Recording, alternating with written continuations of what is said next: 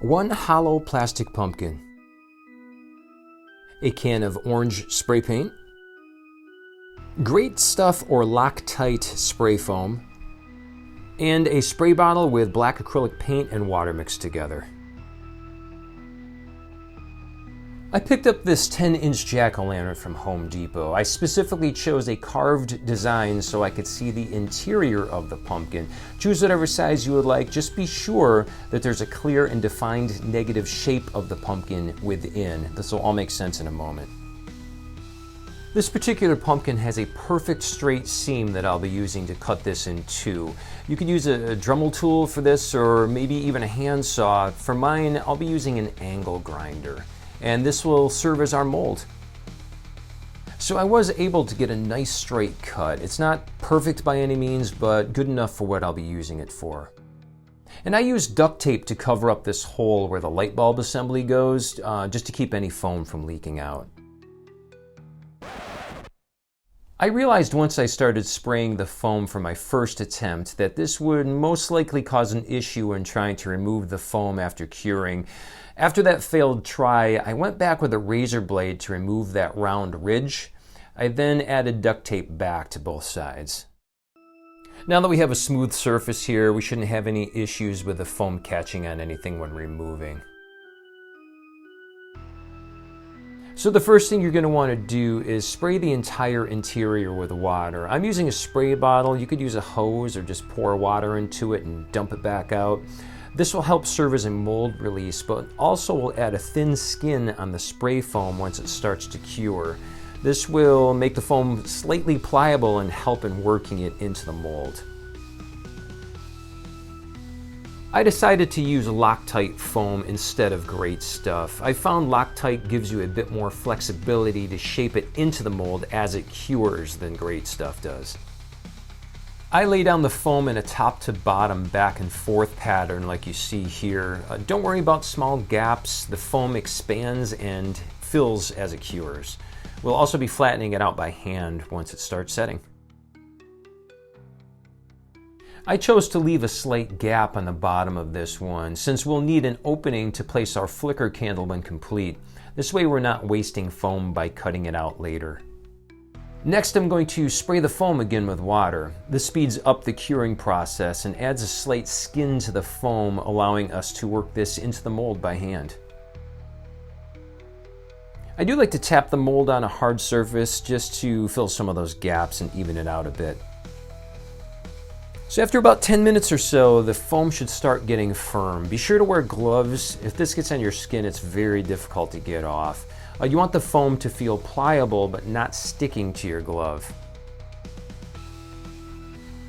You can see I'm starting to shape the foam to flatten it out and get all the edges even with our mold. And I'll repeat this process every 5 minutes or so until the foam is hardened. In the end, it should take about 15 to 20 minutes to be totally cured.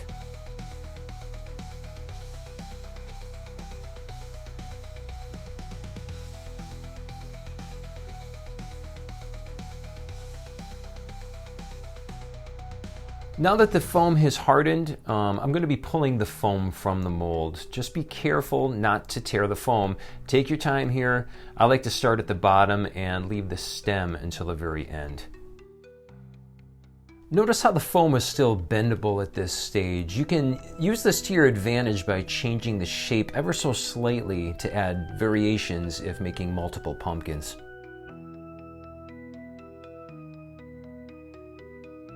So check out how awesome this looks. We have our vertical ribs. Once painted, this is going to look awesome in any Halloween display. Now that we have two halves, I'm going to bond these together with more spray foam. I like to spray on one side around the edge, place the other side together. You may need to hold this in place for a few minutes, but yeah, then put it aside to dry and rinse and repeat for more pumpkins.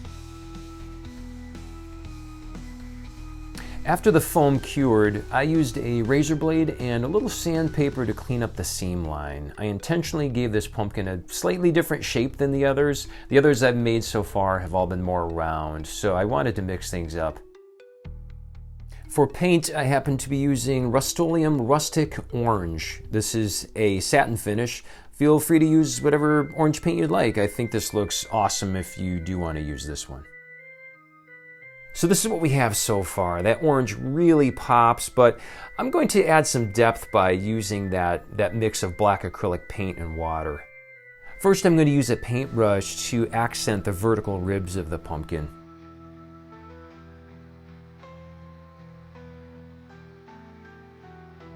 I'm using a paper towel to dab off the excess, and next I'm going to go back and I'm going to lightly spray the entire pumpkin, and then I'm going to dab that off as well. And lastly, I'll be using a brown acrylic paint to paint the stem. You could add some greens and dry brushing in there as well if desired. These will be seen about 10 or 12 feet back into my graveyard displays, so I'm not overly concerned with the fine details here. These are going to look great for what I need. And here's what they look like carved. Once flicker lights are added and they're placed throughout my display, I think they'll look awesome. I did use that black acrylic wash on the second pumpkin to see if that adds a slight rotted look at night. We'll see how that looks here in just a moment. But yeah, overall this process works great for my needs. The plan is to make around 10 or 12 to scatter throughout my graveyard display, and I now have a plastic mold that should last for years. And I will be adding a couple video links in the description below that have inspired my version, so yeah, be sure to check those out.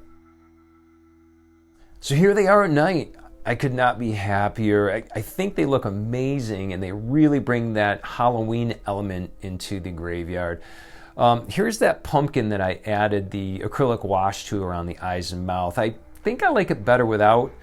The white from the foam really makes the eyes and mouth pop on the others. So thanks for sticking around with me through this entire video. As always, thanks for watching, and we'll see you guys in the next one. Take care.